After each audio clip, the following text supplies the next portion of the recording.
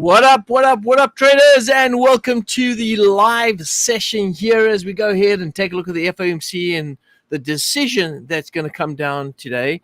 Keeping in mind that the Feds were going to keep the rates unchanged at 5.5%.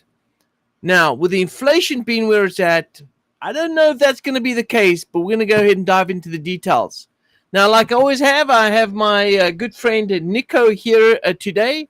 And he's going to be helping with the translations for today. Nico, how are you doing? Hey, awesome, Gary. Bueno, bienvenidos a todos.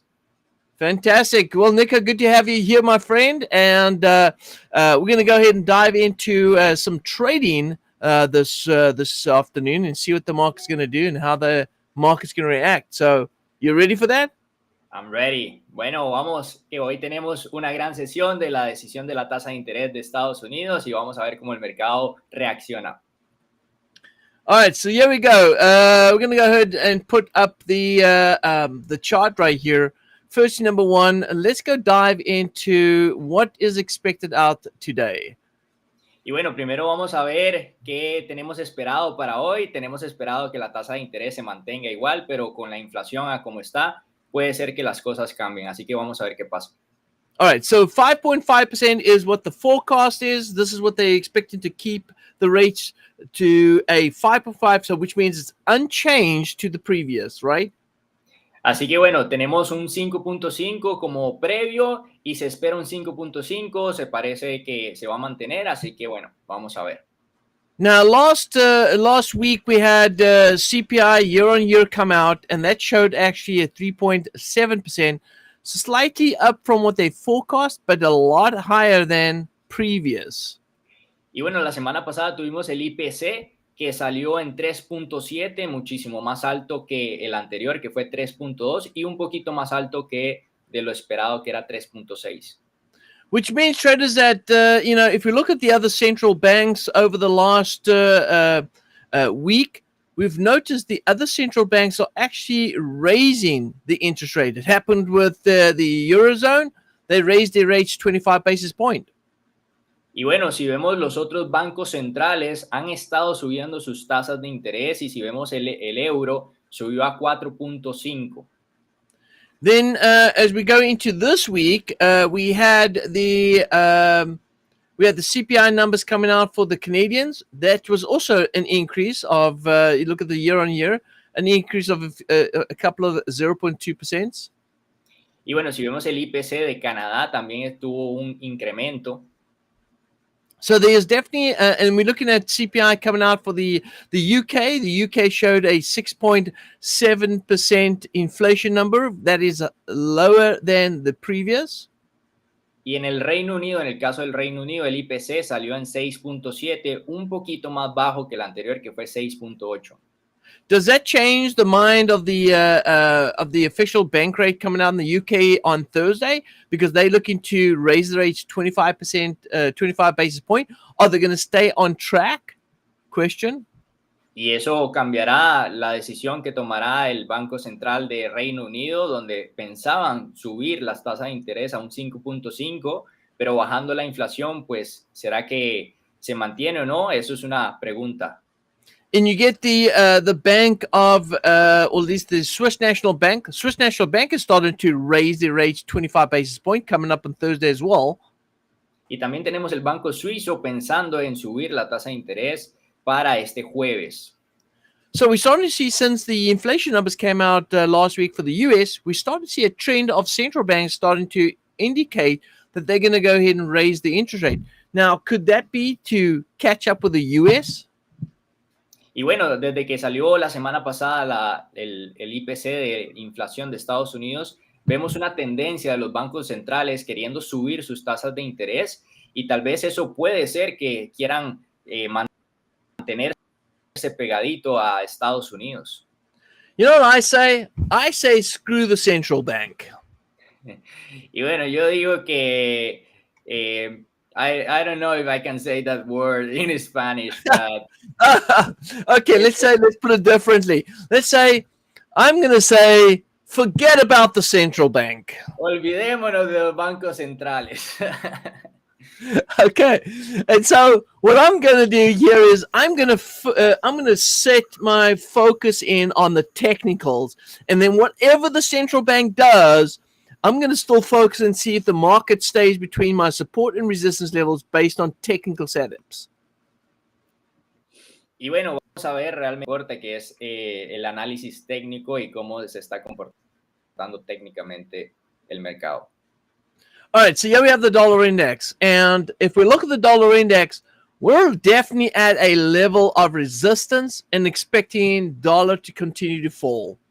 Y bueno, si vemos el índice del dólar, tenemos una gran resistencia para el dólar y esperamos que siga cayendo. Now, with the dollar expected to fall, that would mean that the central banks would not increase the interest rate. Y bueno, en teoría, si el dólar va a seguir cayendo, eso significaría que es probable que la tasa de interés no se mantenga subiendo. Because what we've seen in the past is when central banks raise interest rates, that's normally because the inflation numbers are high, and that's how they control inflation, by raising interest rate. Now, if the interest rate is showing that they're gonna hike the interest rate, then that would mean that the inflation numbers has also increased, and that's the reason why they're increasing the interest rate. Does it make sense, Nico? Ya. Bueno, entonces, normalmente cuando se sube la tasa de interés es porque la inflación también está subiendo. Entonces, si estamos esperando que se empiecen a subir las tasas de interés es porque la inflación se ha mantenido subiendo. So this is the dollar index expecting a down. So let's go to a pair like US dollar CAD. All right. Y bueno, vamos a un par como el dólar con el canadiense. Now, US dollar CAD is being bearish, but what is due is a correction move. So, which means that we could see, even though we're expecting the dollar to fall in the midterm, we may be expecting a little bit of a retracement move in the dollar. Y bueno, si vemos el USD CAD ha estado bajando, pero eso es un movimiento correctivo. Aunque a mediano plazo podemos seguir esperando a que baje, pues podemos ver un retroceso. So I'm not going to be surprised if I see the dollar against the Canadian dollar rally up in today's news. But I don't think it's going to sustain itself, because I think the dollar is going to continue to fall back down to at least 3,300. Ahora, no me sorprendería que con la noticia el USD CAD empiece a subir, pero sí va a que vuelva a bajar hasta por lo menos el 1.3300. All right, so we've got about 7 minutes left, and so let's jump into another pair like the Euro US dollar right here. And let's see how the Euro US dollar is set up technically. Bueno, ya quedan solo 7 minutos, así que vamos a ver el euro dólar, a ver cómo se ve técnicamente. Well, as you look over here on the daily time frame, we notice that we have this nice big bearish crown setting up right here. But price is starting to work its way up. So which means that, traders, is if we trade back above that 770 level, we're going higher up towards that high and that level there at 110, or at least 110.10. Y bueno, con el euro dólar tenemos una gran corona bajista, pero si vemos el precio subir por encima del 1.0770, podríamos estar esperando a que últimos altos y podríamos esperar hasta que llegue al 1.1010 aproximadamente. Now, during these news announcements, the market can be very, very volatile, which means it can be really choppy, which means that we may not even get a directional bias in the few hours that the news announcement gets released in. Ahora, con estas noticias, normalmente el mercado se pone muy volátil, entonces puede andar muy indeciso y realmente no poder sacar una tendencia hacia algún movimiento, hacia algún lado. Así que hay que esperarse como unas horas para ver realmente hacia dónde se dirige el mercado.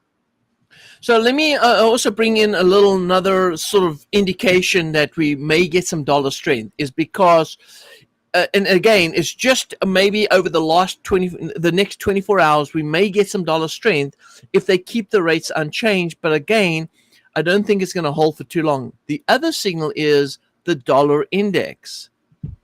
Ahora, vamos a ver un poco algunos síntomas donde podemos tener el dólar fuerte por las próximas 24 horas, pero la verdad no espero que se mantenga fuerte, solo va a ser por unas 24 horas. Y el otro síntoma es el índice del dólar, que lo tenemos en una resistencia.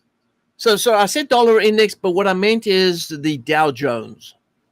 Perdón, me equivoqué, no es el índice del dólar, sino el Dow Jones. So the Dow Jones gives us an indication whether we're in a risk on, risk off trade environment. Así que el Dow Jones lo que nos da es un reflejo de si estamos en un ambiente de riesgo encendido o apagado. So a risk on trading environment would mean that we're expecting the dollar in a risk on trading environment. We're expecting the dollar to sell off, which means that we're expecting the Dow Jones to rally. O sea que si tenemos un riesgo encendido, si estamos en un ambiente de riesgo encendido, lo que esperamos es que el dólar caiga y que el Dow Jones suba. So here we go. Dow Jones opened up today positive. Market rallied up, and we did see a downside move in the dollar. So which means Dow goes long, dollar goes down. Y hoy tenemos el Dow Jones subiendo, lo que significa que el Dow Jones sube y el dólar baja, y hoy bajó el dólar. But the thing is this, what goes up must come down, right? And so we had a gap between the open price of today and the closing price of yesterday, which means that we could see the Dow moving slightly bearish in the next 24 hours, which means that the dollar is going to gain some ground over the next 24 hours. Y bueno, todo lo que sube tiene que bajar y hay un gap, un hueco entre la apertura de hoy y el cierre de ayer, que lo que más probable que pase con el Dow Jones es que haga un movimiento bajista hacia ese hueco o ese hueco que dejó en el mercado y por lo tanto tengamos un dólar ganando fuerza en las próximas horas. All right, guys. Now we've got less than 2 minutes, we've got just about 2 minutes left. And what I would like to do is we have a sponsor that sponsors our videos. I'm going to go ahead and share that video right now. We'll be back right after this. Tenemos 2 minutos.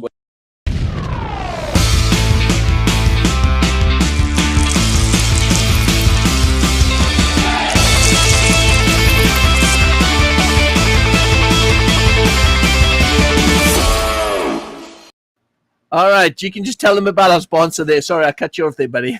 Don't worry. No, les decía que tenemos un video de uno de nuestros patrocinadores que es un broker. All right, yeah. So we are sponsored by 8Cap with these videos, and we want to show the appreciation. Thank you, 8Cap. If you're looking for a broker, check out 8Cap Brokers. They are a good broker out in Australia, and we've been working with them, and they're super cool. So check them out. Y bueno, simplemente quiero decirles que quiero mostrarle un poco de cariño a nuestro patrocinador, 8Cap, que es un broker de Australia, que es bastante bueno. Si están buscando un broker, pues ahí pueden buscar la información. All right, traders. Well, now we got about 1 minute left. Let's go ahead and take a look at the calendar. Now, I could wait for the calendar to go ahead and update. We've got about 40 seconds left. I can wait for that update to pop. It's probably going to take probably another 10 seconds or 10, 15 seconds to go ahead and populate here. The expected change is unchanged, right? So no change is expected. Y bueno, ya falta menos de un minuto. Seguimos esperando a que no se haya un cambio en la tasa de interés. Y bueno, vamos a esperar los últimos segundos. All right, we got 10. All right, I'm going to count it down. 9, 8, 7. It sounds like the countdown for New Year. Yeah, exactly. 4, 4, 3, 2, 1. There we go. And it is out. Pending numbers. Let's take a look at how the market reacted. And it looks like we got a little stronger dollar. Look at that. Stronger dollar. Ooh. Hang on. It's very, very volatile. Let's go to a 15-minute time frame right here. You can see it a lot better. Bueno, tenemos una fortaleza en el dólar y vamos a ver los 15 minutos para verlo un poco mejor. Yep, so dollar definitely moved over here. We've got a stronger dollar. And I don't even know what the numbers is. I'm going to take a look in a minute. Bueno, y ni siquiera sé el número, pero estoy viendo una fortaleza en el dólar. All right, it's pushing high. Let's go take a look at the actual results. And it is kept the rates unchanged at 5.5%, which, by the way, is weird. Y bueno, se mantuvo el estimado 5.5 y eso la verdad que es muy raro. And I'll tell you why it is weird, because you would think, and I'm going to explain a few things right here, but you would think that if the central banks are seeing inflation increasing, then they would want to go ahead and continue to raise interest rates because they don't want inflation to start climbing too fast, right? Y bueno, les voy a explicar un par de cositas por qué me parece tan raro. Y los bancos centrales están viendo la inflación subir, por lo tanto uno querría subir las tasas de interés para que la inflación no suba tan rápido. All right. And so we actually jumped into, if you follow my trade ideas and you notice since yesterday, we've been buying US dollar CAD because we got out of a sell on US dollar CAD and we've been buying. And the reason for that is because if they keep the rates unchanged, it's going to be a short-term bullish move. I don't think it's going to stay there for too long, though. Y bueno, para los que siguen mis ideas de trading, hemos estado comprando el dólar con el canadiense y si tenemos una fortaleza en el dólar, pues ahí podemos tener una subida. Now, break even on that trade is at 34.34, and we're currently at 34.31. So we're showing a little bit of action here. Remember, anytime the news comes out, the market's going to be a little more volatile. The spreads are going to be wider. So we might have to take a little bit of extra profit on this trade just to be able to cash out more. Y bueno, nuestro punto de equilibrio es 34.34, estamos en 34.33, estamos súper cerca, pero cuando hay todas estas noticias y esta volatilidad, los spreads se hacen un poquito más amplios, entonces tal vez tengamos que agarrar un poco más de ganancia para poder cubrir ese spread. All right. So we just actually, if you follow my trade ideas, we just closed out a trade out on the Aussie CAD. The Aussie CAD went bearish on us. Let's take a look right here. Y si siguen mis ideas, acabamos de cerrar el australiano con el canadiense. Vamos a verlo por acá. Now, we spoke about it in one of our live sessions, and we did say that with the news coming up, we'll have an indirect effect on the New Zealand CAD and Aussie CAD. And we said that the Aussie CAD sell was actually a hedge against our buy on the New Zealand CAD. Y bueno, si estuvieron en una de mis sesiones, hoy en día estuvimos hablando de que el australiano y el neozelandés se van a mover también con la noticia y que el australiano con el canadiense, la venta era una contrarrestra contra las compras en el neozelandés. Now, I do like the way the Canadian Swiss is gone ahead and moved. Normally, we'd move the same way that the dollar's moving, but we've got a nice little boost in the Canadian Swiss. Take a look. Y bueno, me está gustando el movimiento en el canadiense con el franco suizo. Normalmente el movimiento es igual, pero está haciendo al revés, así que... Now, if we go back to, let's take a look over here on the daily time frame, we can see that it's pushing up and staying above that 66.70 level right here, which is pretty good. Y si vemos aquí marcado el 66.69, el precio se está manteniendo por encima, lo cual es bastante bueno. All right, and we were just about to go ahead and close out on the US dollar CAD. We're looking for about a little bit more than a 7 pip gross pips on that. That gives us about a 20 pip grab on that as well. Y bueno, estamos a punto de cerrar el dólar con el canadiense. Está súper cerquita y faltan un par de pips para poder sacar nuestros 20. Now, here is the New Zealand CAD. Again, even though we're getting this pullback right now, I still don't believe that the dollar rally we're going to see is going to stay high for too long. I think we're going to start seeing a turnaround. So by the time we close out our buy position on the US dollar CAD, we will be starting to look at possible sell-offs if the momentum slows down and we start seeing some resistance holding. Y bueno, con el neozelandés, con el canadiense, estamos teniendo un retroceso, pero como les menciono, esa fortaleza en el dólar, la verdad que no la espero por bastante tiempo. Así que las compras que tenemos en el dólar con el canadiense, cuando las cerremos, si veo que el momentum empieza a bajar, lo que voy a buscar es vender. Now, the US dollar, the euro US dollar actually dropped further than what we expected. And so what I want to look over here is I see a wolf pattern developing right about here. Y bueno, con el euro, con el dólar, la verdad que vemos un retroceso mucho mayor de lo que yo esperaba y lo que podemos ver es un patrón de lobo. And for those that don't know, wolf patterns are very similar to falling wedges or rising wedges. And so this is what we're seeing at the moment right now developing. Y bueno, para los que no están muy familiarizados con el patrón del lobo, es básicamente algo parecido como un canal bajista, como una bandera bajista. And so based on the setup right here, even though the euro has dipped slightly based on the news today, I don't think it's going to stay down for too long. I think it's going to continue to rally, and we're going to see the market chasing after that 922, 944 level right here at the top.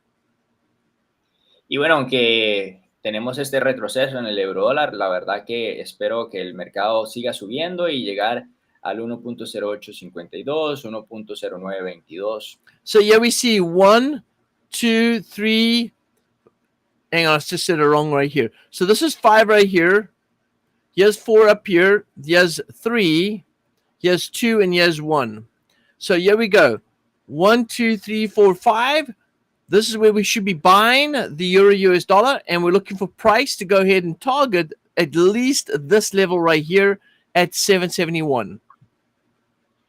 Y bueno, aquí tenemos el punto 1, 2, 3, 4, 5. En el 5 es donde debemos de estar comprando. Y lo que esperamos es por lo menos llegar al 1, que es el 1.0770. So what I would do if I was not in the market right now, I would be going down to my lower time frame.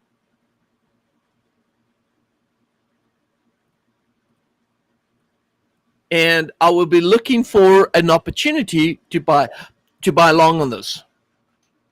Y si yo no estuviera dentro del mercado en estos momentos, lo que revisaría es una temporalidad más baja y buscaría hacer compras en estos momentos. And so this right here could just be a market reaction. We know at 2:30 today, we're going to have the press conference coming out. So what I would be doing like on this right here is I would be looking at this and saying, hey, price is at a support level right here. If it breaks through, we'll have to figure out what it's going to do.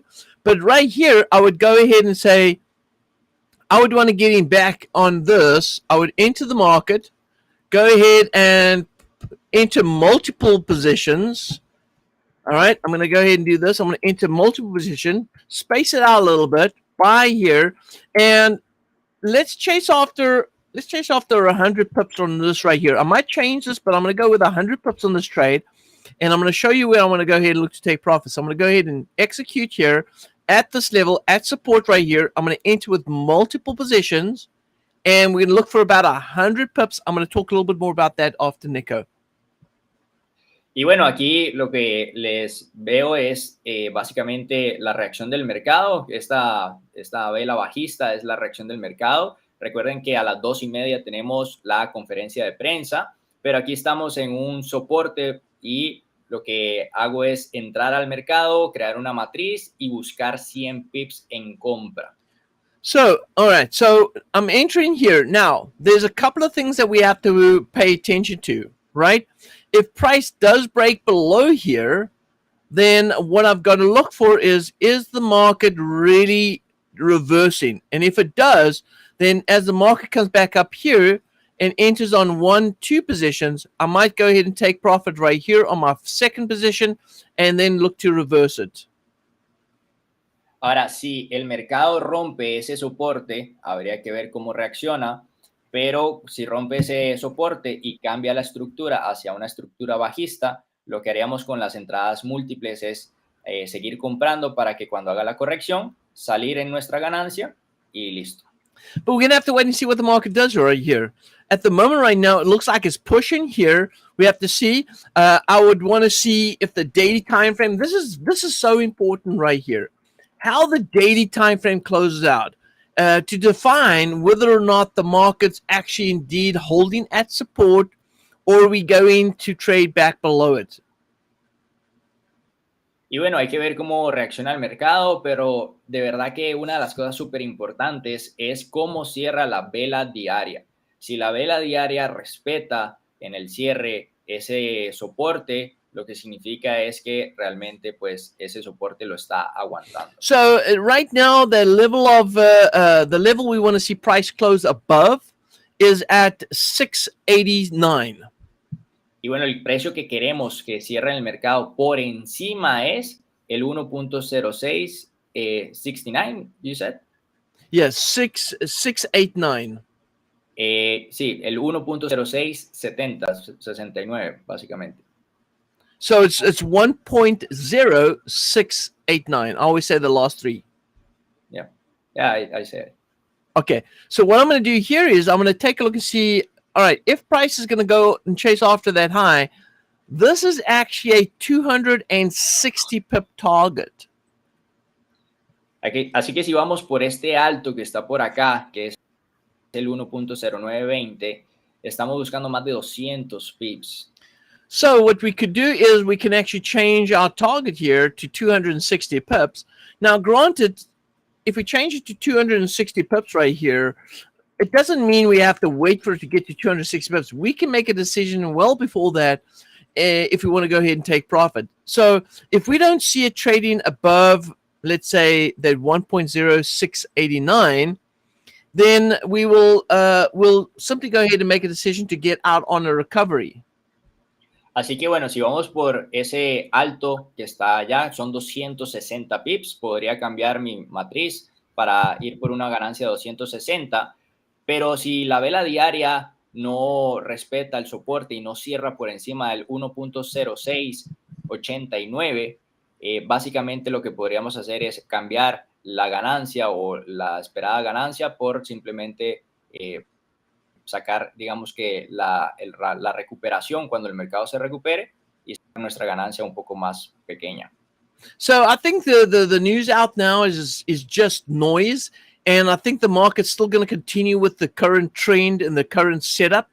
So therefore, I'm still expecting dollar weakness, maybe short-term strength in the dollar, which we've just seen, and we may still see some strength in the dollar over the next few hours before the market starts settling down, digest the information, and then start hitting bearish on the dollar again.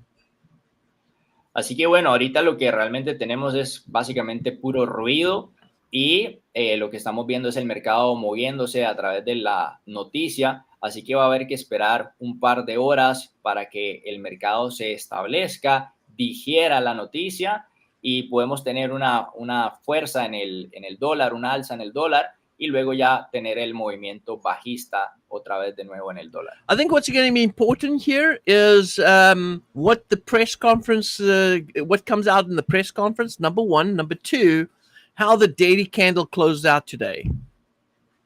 Y bueno, tenemos dos cosas a tomar en cuenta. La primera es la conferencia de prensa, a ver qué dicen realmente. Y número dos, cómo cierra la vela diaria. So, to sum up the session today and sum up the news, it looks like the central banks are really in a tough spot, and it's because they cannot raise the interest rate too much because it's causing some stress on the banking sector. And we've known that some of the banks have already closed up shop because they've made the mistake of buying treasury bonds at a 3% return over the next 20 years. Well, no, not quite that, but it's that crazy. And so what's happening is the banking sector is under pressure if the central banks keep raising rates, and we could have more banks folding, going bankrupt, if the central banks continue to raise interest rates. Así que bueno, realmente la Reserva Federal está en un punto bastante crítico porque no pueden seguir subiendo las tasas de interés a lo loco porque eso crea muchísima presión en el sector bancario porque ya hay bancos que están quebrando literalmente por estar sacando bonos del tesoro a unas tasas súper altas a mucho tiempo y han cometido ese error y no han podido aguantarlo y han estado. Así que si vemos la Reserva Federal que sigue subiendo sus tasas de interés, pues eso va a crear demasiada presión en los bancos y puede haber más bancos quebrar. All right, let's take a look at the pound at the moment right now. So we had the same scenario with the pound. We saw dollar strength, pound dipped against the dollar. Y vamos a ver la libra con el dólar, donde tenemos básicamente un movimiento parecido, donde el dólar está ganando fuerza. But everything comes back down, traders, everything comes back down to how is the market technically set up. Y todo vuelve a cómo el mercado está estructurado técnicamente. So if we look over here, we have a wave 1, 2, 3, 4, and 5. So what are we expecting when price completes wave 5? We're expecting the market to move up to wave 4. So no matter what happens today, eventually price will go ahead and move out of this oversold condition and start heading north. We're expecting pound to rally against the dollar due to dollar weakness. Y bueno, tenemos el movimiento 1, 2, 3, 4, 5 y cuando tenemos completo el movimiento 5, lo que hace el mercado o lo que tiende el mercado es a ir hacia el movimiento 4. Así que no importa lo que pase hoy, lo que estamos esperando es una alza en la libra con el dólar, básicamente derivado a la debilidad del dólar y también tenemos sobrevendido el dólar con la libra. And gold, how's this doing? What's this doing to gold? Well, with dollar falling, gold should rally. Now, as you see right here, today we've been bullish on gold, and that's because of this anticipation that the dollar is actually going to weaken. In fact, I've looked across the board right now, and we're seeing dollar sentiment. If you're going to follow me in my Telegram channel, I'll actually post the new sentiment sort of direction at the end of the day. And dollar is looking like, for specifically US dollar CAD, sentiment is bearish. That doesn't mean we're not going to see some short-term rallies. It just means that dollar Canadian is bearish sentiment-wise. Y bueno, también tenemos el oro por acá, que ha estado mostrando un alza debido al movimiento con el dólar. Y si ustedes ven mis ideas, que también se las pueden ver en el canal de Telegram, que tenemos la estrategia a base del sentimiento, vemos en el dólar con el canadiense que el sentimiento de la gente está en búsqueda de un movimiento bajista en el dólar con el canadiense. So coming back to gold, I think gold is going to continue to climb. I think gold is already moved off these lows right here, and we're going to see gold continue to rally up. And if anything, we may even see gold pushing back up to 2,100. Y bueno, con el movimiento del oro estamos esperando un movimiento alcista. Me parece que esos bajos ya pues van a quedar ahí, van a aguantar y podemos estar esperando hasta llegar a 2,100 con el oro. And what's going to happen to Canadian dollar? Well, with the oil prices continue to push, we've seen oil prices pushing up to 90. We've getting a little bit of a pullback right here. So we may see some sort of recovery in oil. But it's not to say that this is going to be for too long either. Just like the dollar cannot stay strong for too long, oil prices cannot stay weak for too long. There's too many things that are pushing oil prices up. And unfortunately, this is also going to affect the inflationary rate. And that's why central banks are getting a little nervous about inflation, is because oil prices starting to push back up. Y bueno, con respecto al dólar canadiense, en este caso tenemos el petróleo, donde el petróleo ha estado recuperándose en su precio y tenemos al petróleo esperando un alza de precio también, que eso también va a causar mayor inflación desafortunadamente para las personas y pues eso va a poner nervioso a los bancos centrales también por el tema de las tasas de interés. Well, traders, that pretty much wraps up the FOMC rate decision today. Hopefully you guys enjoyed your time here. I did. Thank you, Nico. Y bueno, con esto resumimos la sesión de hoy. Muchas gracias, Nico. Y bueno, gracias a todos. All right, guys. Well, that's it from us. Thank you for your time. Appreciate you being here. I'll see you guys next time. Y bueno, muchas gracias a todos por su tiempo. Nos vemos en la próxima. Les mando un fuerte abrazo. Cuídense mucho.